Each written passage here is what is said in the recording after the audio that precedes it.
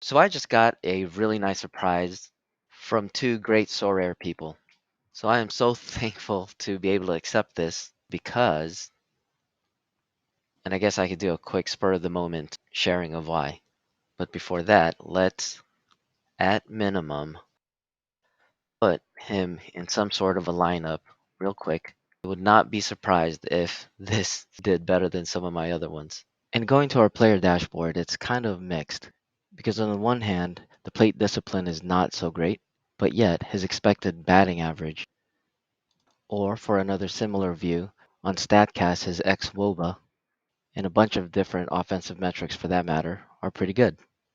And then his barrel, and actually his expected ISO, is basically his power, is below average, yet his expected slug is good. And if we go down to his projections and convert it into percentiles, most of them are good and some are below average. But the great thing about SorareMLB is that the main reason I like him is because I like him as a player for the long term, and anything he can provide now is just a cherry on top, including what I think potentially a great game week 19.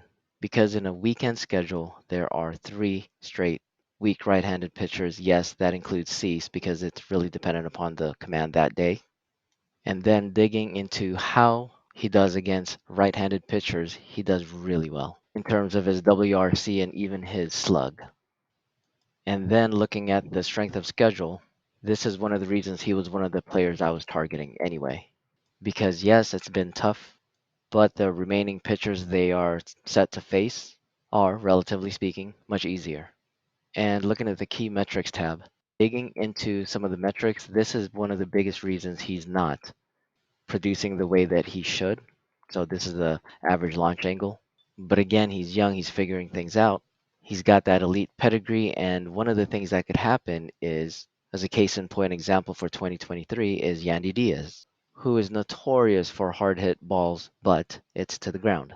And now he tweaked his approach and swing a little bit so some of the hard hit balls are lifted in the air, and some of those, as we could see, has turned into home runs. And these are some of the reasons why I was so stoked for this card. Not to mention that it came from two of some of the best Sorare people around. So thanks Sorare in the States, and thanks for Orange Fly again. And hopefully soon this card will be in a winning lineup. Thanks, gentlemen.